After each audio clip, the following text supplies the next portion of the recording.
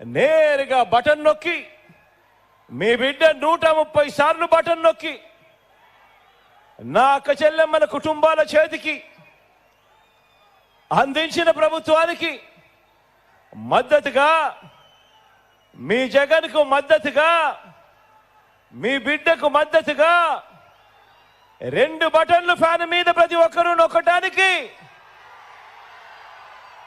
మరో 100 మందితో చెప్పి నొక్కించడానికి మీరంతా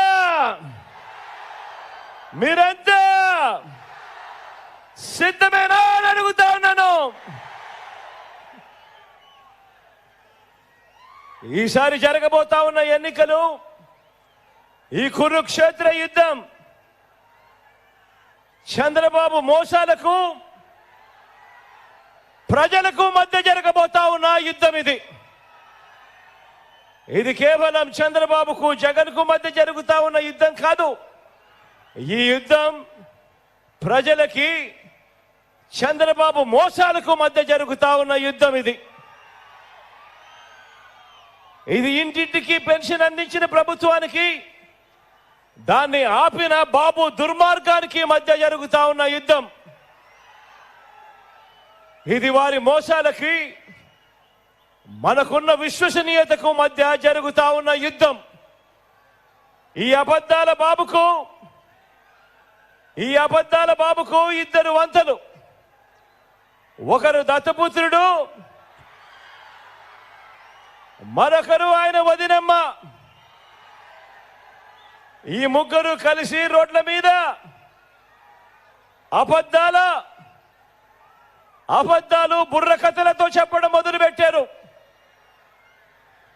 బాబు మోసాల బుర్రకథను వారిద్దరూ కూడా తానా తందానా అంటూ ఈ మధ్య కాలంలో వాళ్ళందరూ కూడా రోడ్ల మీద కనిపిస్తా ఉన్నారు.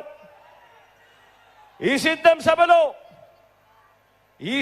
సభలో మీ అందరి ముందు కూడా నేను ఒకటి చెప్పదలుచుకున్నా. మీ అందరికీ తెలిసిన విషయం, మీ బిడ్డ ఏం చేశాడు, ఈ 58 నెలల పాలనలో ఏ రకంగా మీ బిడ్డ మీ జీవితాలలో మార్పులు తీసుకొచ్చాడు అని ప్రతి సందర్భంలోనూ మీ బిడ్డ ప్రతి సిద్ధం సభలోనూ చెప్పుకుంటూ వచ్చాడు. గతంలో ఎప్పుడూ కూడా జరగని విధంగా ఏ రకంగా మీ బిడ్డ మీ జీవితాలలో వెలుగులు నింపడానికి అడుగులు వేశాడు అని చెప్పుకుంటూ వచ్చాడు. ఆలోచన చేయమని చెప్పి మీ అందరితో కూడా ప్రతి అడుగులోనూ కూడా కోరుతూ వచ్చా. గతంలో ఎప్పుడు ఇంతకు ముందు జరగని విధంగా ఈ 58 నెలల కాలంలోనే ఏ రకమైన మార్పులు మీ బిడ్డ తీసుకొచ్చాడు అన్నది ప్రతి సిద్ధం సభలోనూ మీ అందరికీ కూడా చెప్పుకుంటూ వచ్చా. ఈరోజు నేను మీ అందరికీ కూడా ఒకే ఒక్క ప్రశ్న అడుగుతా ఉన్నాను. మీ అందరితో కూడా ఒకే ఒక్క అంశం మీద ఇంటికి వెళ్ళి ఆలోచన చేయమని కోరుతా ఉన్నాను. అదేమిటి అనంటే, మీ బిడ్డకు ఓటు వేయడము అనంటే ఈ 58 నెలలుగా మీకు జరుగుతా ఉన్న మంచిని మీరందరూ కూడా కొనసాగించేందుకు మీరు ఓటు వేస్తా ఉన్నారు అని దాని లెక్క.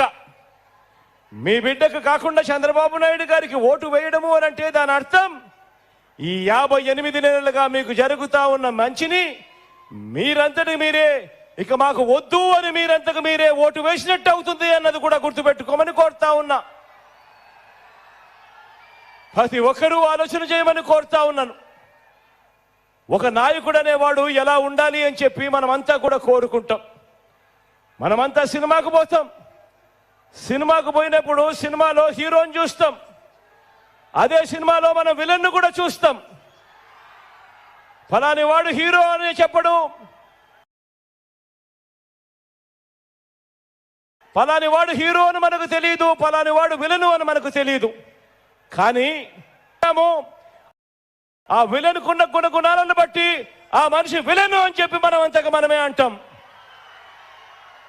ఈరోజు నేను ఒకటి చెప్తా ఉన్నాను. 58 నెలల కిందట మీ బిడ్డ మీ అందరి ముందు నిలబడి మీ బిడ్డ ఫలానిది చేస్తాను అని చెప్పి మేనిఫెస్టో ఎన్నికల ప్రణాళిక తీసుకొచ్చి మీ బిడ్డ మళ్ళీ ఈ రోజు 58 నెలల తర్వాత ఆ మేనిఫెస్టోను ఒక బైబిల్ గాను, ఆ మేనిఫెస్టోను ఒక ఖురాన్ గాను, ఆ మేనిఫెస్టోను ఒక భగవద్గీతగా నువ్వు భావిస్తూ మీ బిడ్డ ఆ మేనిఫెస్టోలో చెప్పినవి 99% వాగ్దానాలు అమలు చేసి మళ్ళీ మీ బిడ్డ మీ ముందర నిలబడి 99% వాగ్దానాలు అమలు చేసి మళ్ళీ మీ బిడ్డ మీ ముందర నిలబడి ఒక్కసారి గమనించమని ఈ రోజు మీ అందరి ఆశీస్సులు కోరుతా ఉన్న మార్పు ఒక్కసారి గమనించమని, అదే ఈ కూటమిని ఒకసారి చూడమని అడుగుతా ఉన్నా. ఈ కూటమిని ఒకసారి చూడమని అడుగుతా ఉన్నాను. వారు చేసిన పనులను ఒకసారి గమనించమని చెప్పి కూడా కోరుతా ఉన్నాను. ఇదే కూటమి మీ అందరికీ గుర్తుందా? ఇదే కూటమి 2014లో ఒక్కసారి ఫ్లాష్ బ్యాక్ లేకపోదామా? ఇదే కూటమి గుర్తుందా? ఈ ఫోటోలు గుర్తున్నాయా? ఇదే చంద్రబాబు, ఇదే ఢిల్లీ నుంచి వాళ్ళు తెచ్చుకున్న మోడీ గారు 2014లో ఇదే మేనిఫెస్టో అని చెప్పి రంగురంగుల కాగితాలతో రంగురంగుల ఆశలతో ప్రజల జీవితాలతో చెలగాటాలాడుతూ వీళ్ళు ఇదే మేనిఫెస్టోలోని ముఖ్యమైన అంశాలు అని చెబుతూ ఇదే చంద్రబాబు నాయుడు గారు సంతకం పెట్టి ఇదే మోడీ గారి ఫోటోతోనూ ఇదే దత్తపుత్రుడి గారి ఫోటోతోనూ ప్రతి ఇంటికి ఇదే పాంఫ్లెట్ పంపించి ఈ పాంఫ్లెట్లో ముఖ్యమైన అంశాలు ఎక్కడ మీరు మర్చిపోతారేమో అని ఈ పెద్ద మనిషి చంద్రబాబు నాయుడు గారు అప్పట్లో టీవీలలో పేపర్లలో ఊదరగొట్టారు అడ్వర్టైజ్మెంట్లతో. ఇదే ఈనాడులోను, ఇదే ఆంధ్రజ్యోతిలోను, ఇదే TV5లోను ఇదే వీళ్ళందరూ కూడా ఊదరగొడుతూ చెప్పిన మాటలు ఒక్కసారి గుర్తుకు తెచ్చుకుందామా? 2014లో వీళ్ళు ఏం చెప్పారో ఏం చేశారో అన్నది ఒక్కసారి ఫ్లాష్ బ్యాక్ లేకపోదామా?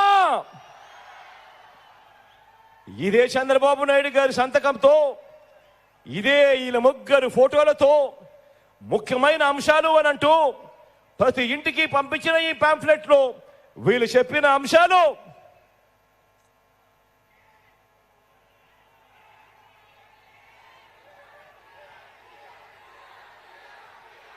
రైతు రుణమాఫీపై మొదటి సంతకం చేస్తాను అని అన్నాడు. 87,612 కోట్ల రూపాయలు మన రైతన్నలకు రుణాలు మాఫీ అయ్యాయా అని అడుగుతా ఉన్నాను మిమ్మల్ని అందరినీ కూడా. నేను ఇలా రెండు చేతులు పైకెత్తాలి, ఇలా ఇలా ఇలా ఇలా ఇలా ఇలా ఇలా ఇలా ఇలా ఇలా ఇలా ఇలా ఇలా వీళ్ళు చెప్పిన ముఖ్యమైన హామీలలో రెండవ అంశం చదవమంటారా? గట్టిగా చదవమంటారా? పొదుపు సంఘాల రుణాలు పూర్తిగా రద్దు చేస్తామన్నాడు. 14,205 కోట్ల రూపాయలు పొదుపు సంఘాలకు సంబంధించిన రుణాలు. ఇందులో కనీసం ₹1 అయినా చేశాడా అని అడుగుతా ఉన్నాను. ఇలా రెండు చేతుల పైకి ఎత్తాలి, ఇలా ఇలా ఇలా ఇలా ఇలా ఇలా ఇలా ఇలా ఇలా ఇలా